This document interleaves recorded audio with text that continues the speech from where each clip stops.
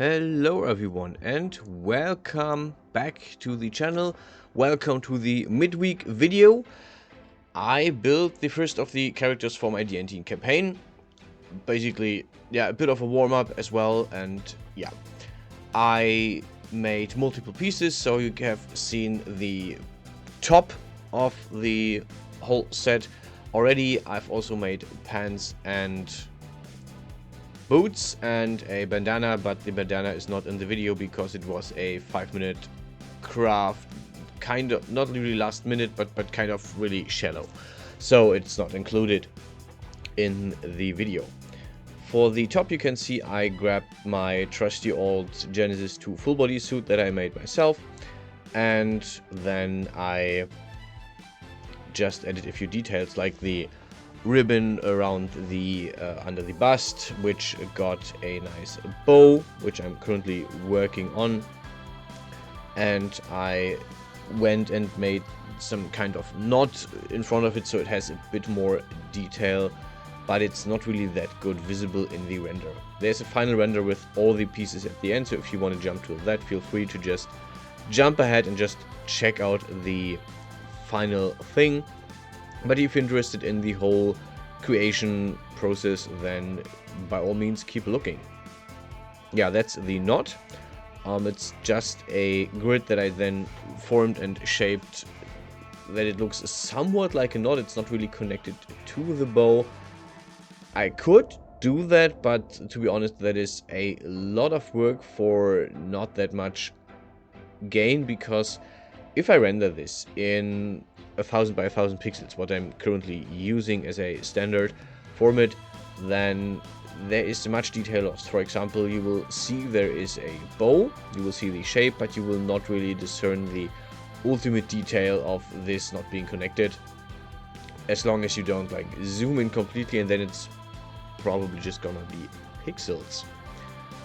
The next part was the lace that I wanted to do. You can see I'm having a kind of a white cleavage, and I wanted to cover this from the beginning. I wanted to have this covered up with lace, and I grabbed basically the whole edge, copy pasted it, and then expanded from the edge, which gives you an additional object. So if you do this, yeah, this is relatively easy to do. You just grab the edge, copy paste it, then you have a line that is the edge that you previously had. You then can grab all the edges on that whole line and then expand from that, which gives you a 3D object again, but that 3D object is not the original curve that is still there, so you have to really remove the curve later. I then basically just grabbed a few of the edges from the faces and pulled them outwards so it gets a bit wavy, and that's all I did. Yeah, copy pasted all the lines for the edges for the clothing.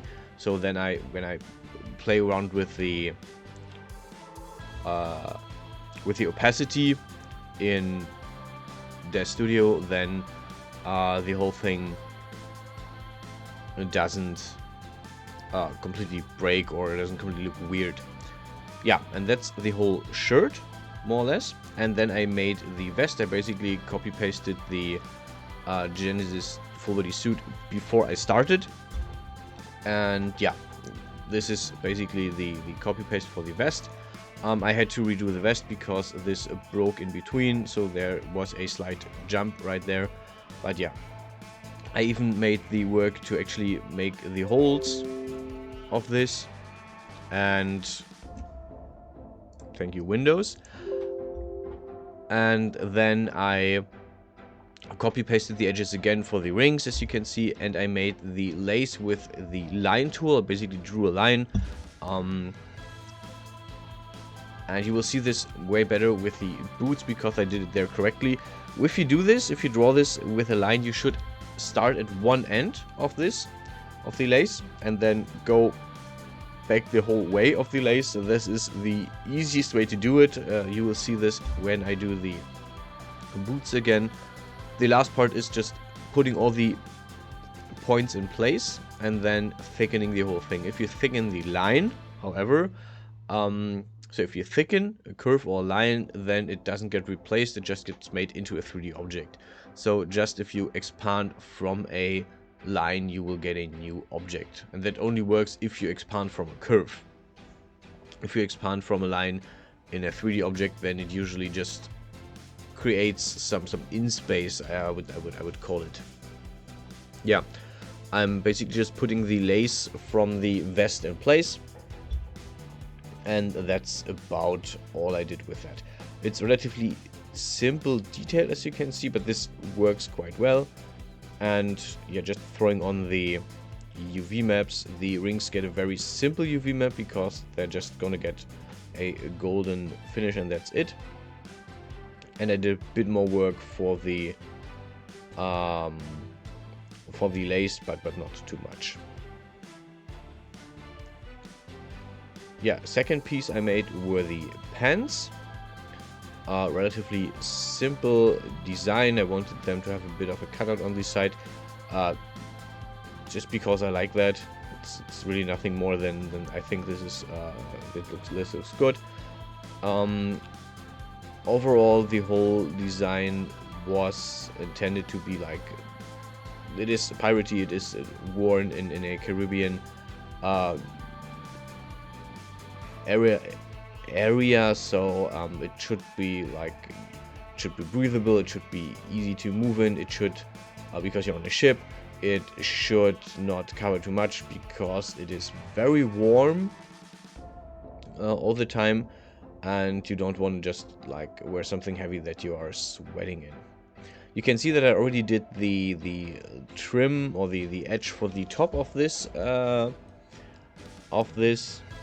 pair of pants, and I actually had to redo that because I later changed my mind in some details. I'm currently working on the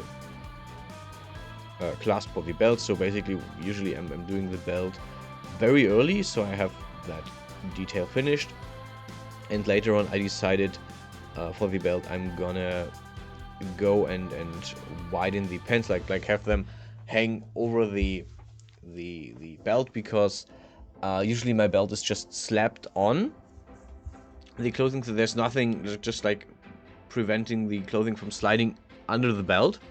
I don't really do belt loops on clothing, so in this case I decided I want to do a bit more detail, and I just decided I'm going to have this hang over a bit, which at least makes the belt somewhat useful. I also thought about a belt that is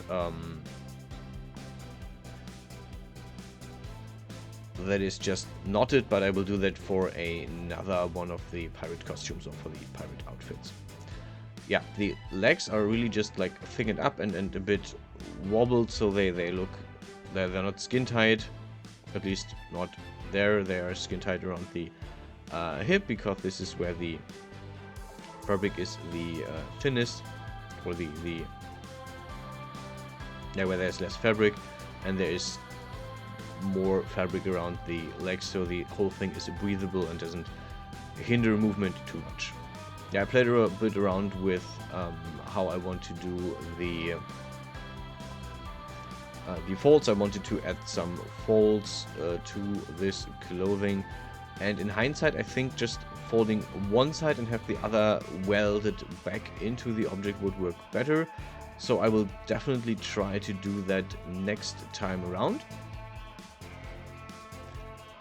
But we'll see how this whole thing turns out in the end. How the whole thing looks when I'm done with it.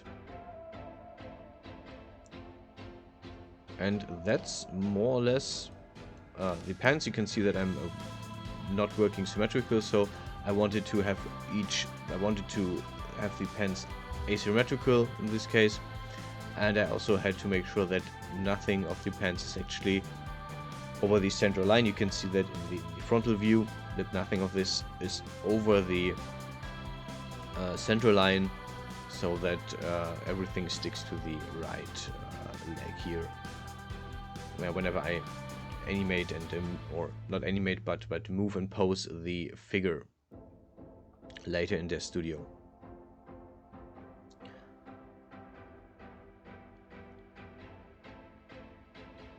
Yeah, just putting the finishing touches on. There's like a few things left, for example the edges on the legs and on the legs, and then obviously I had to do the UV mapping, which was a bit more different because I at one time I misclicked and then just cut out all the parts on one of the legs, which I had to then manually remove the seams from, and then I had to manually add another seam on the back of the pants. The belt is a very simple piece. I also added the one buckle I had, like the belt thingy, onto the belt. And then we go to the boots. In this case I used a pre-made sole with heels. I used a pre-made basic boot that I have, so basically just have a lot of pre-mades that I can just grab and start working with. And I decided for this I wanted to have some puff like boots that are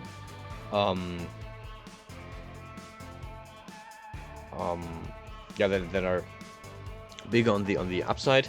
I also originally split this boot into two surfaces, into two shading domains, but I don't really know why it didn't work. So I don't have both shading domains on the or both materials shading domains on the final product. I think it has something to do with the fact that I first made a material for the boot and then I decided to split it, so I basically just messed it up beforehand. But yeah, I could remedy that most likely, but in this case I just didn't do that right then and there. But this also proves my theory wrong, that if you put a texture on both of them, then it can render this then it can create this correctly. It apparently doesn't do that. Yeah, we're at the lace back, and you could have seen that I just painted the lace from one of the ends of the lace back up to where the loopy is, and then like all the way down crisscross, then all the way up crisscross the other side, or the mirrored side, and then I did the loopy and the end of the other lace for the shoe. This is pretty much how I do my lace all the time. It's the simplest way. I just had to like add a few simple things in between, and then I put up all the UV maps again, and that's about the whole thing. The final render is coming up, so that's it for this video. Thanks for watching. I hope you like it, and as always, stay healthy, stay safe, and I will see you guys hopefully in the next one.